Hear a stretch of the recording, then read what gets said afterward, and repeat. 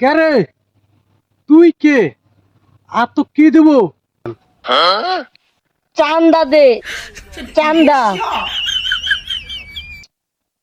তুই কে রে যে তোকে চান্দা দিব? হ্যাঁ,